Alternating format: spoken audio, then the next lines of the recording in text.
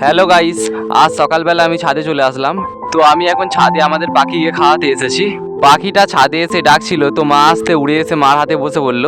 আর মা কি খাবার এনেছে এখন সেটা দেখছে। তো মা খাবারের বাটি নিচে রাখতে খাবার খাবে বলে লাফিয়ে চলে আসলো। মা প্রথমে ডপারে করে ওকে জল খাইয়ে দিল।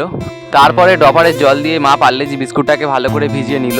আর মা এখন ওকে ভেজা বিস্কুট খাওয়াবে। আর এখন আমাদের পাখি ভেজানো বিস্কুট খাচ্ছে।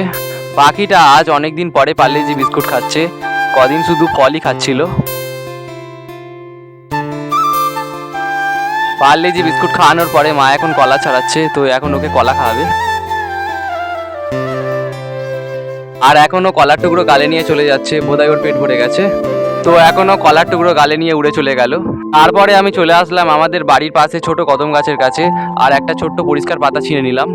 আর এখন আমি গাছের পাতার উপরেই ছবি আঁকছি। তো আজ আমি মা কালীর ছবি আঁকবো। তো প্রথমে নীল কালার নিয়ে কালী মায়ের মুখের সাইডগুলো রং করে নিলাম। আর এখন হালকা আকাশি দিয়ে মুখের ভাঁজগুলো ফুটিয়ে তুলছি। তারপরে কালী মায়ের গলার গয়না রং করা শুরু করলাম। তারপরে রং করলাম মাথার পাটাসি। আর এখন আমি রং করছি কালী মায়ের মাথার চুলে। তো ধীরে ধীরে আমি চুলের রং করা কমপ্লিট করে ব্যাকগ্রাউন্ডে রং ধরেছি। আর এখন আমি ব্যাকগ্রাউন্ডে রং মেশাচ্ছি। তো আমি সমস্ত রং কমপ্লিট করলাম। আর এখন আমার আঁকা কমপ্লিট। আঁকা কমপ্লিট করে আমি চানা কিনতে গিয়েছিলাম। আর এখন আমি চানা কিনে বাড়ি ফিরছি। তো আজ আমি চানা মুড়ি খেয়ে সকালের ব্রেকফাস্ট সারবো। বাড়ি এসে চানা মুড়ির সাথে মিশিয়ে নিলাম। আর এখন আমি উঠোনে চানা মুড়ি খাচ্ছি।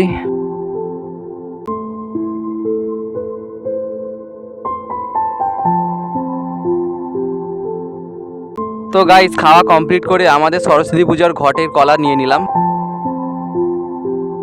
তো তারপরে আমি কলাটাকে ছাড়িয়ে নিলাম। আর এখন কলাটা ছোট ছোট টুকরো করে পাখিদের খেতে দেবো। তো আমি কলার টুকরোগুলো ছড়িয়ে দিয়ে চলে যাচ্ছি।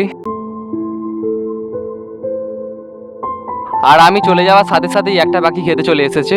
তো পাখিটা সলপদ্মের গাছ থেকে নেমে খেতে চলে আসলো। আর গালে করে একটা কলার টুকরো নিয়ে উড়ে চলে গেল।